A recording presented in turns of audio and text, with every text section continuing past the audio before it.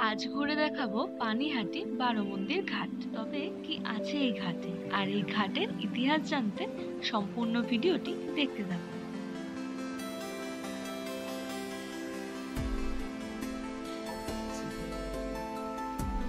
এটি পানিহাটির শুকচরে হরিশ্চন্দ্র দত্ত রোডে অবস্থিত খুব সুন্দর পরিবেশের মাঝে নির্জন একটি ঘাট।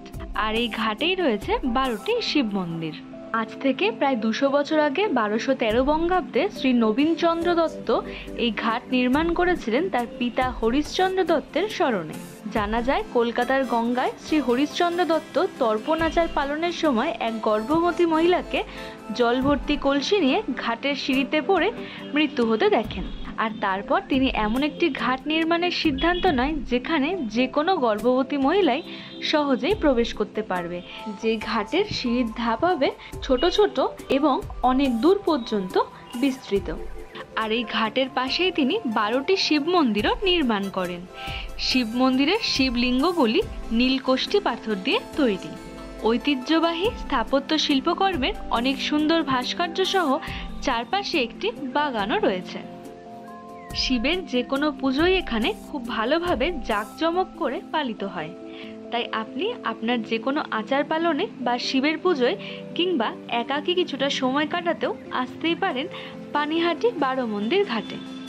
তবে এখানে এসে পুজো দিতে হলে বলে রাখি, পুজো দেওয়ার সামগ্রী কিন্তু আপনাদেরকে নিজেদেরকেই নিয়ে আসতে হবে, কারণ এই মন্দিরের আশেপাশে কিন্তু তেমন কোনো দোকানপাট নেই।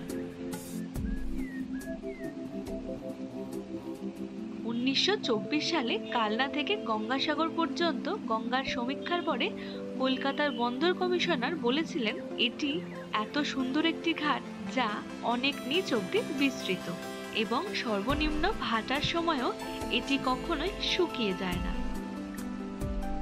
এখানে এসে আমার অভিজ্ঞতা অনুযায়ী অন্যান্য ঘাটের তুলনায় এই ঘাটটি আমার ভীষণই সুন্দর ও পরিষ্কার পরিচ্ছন্ন মনে হয়েছে। এই ঘাটে বিভিন্ন রকম নাটক ও সিরিয়ালেরও শুটিং হয়। এখানে আসতে হলে সোদপুর স্টেশনে নেমে টোটোতে করে কিংবা বিটি রোডে নেমে সেখান থেকেও টোটোতে 15 টাকা হিসেবে যাওয়া যেতে পারে।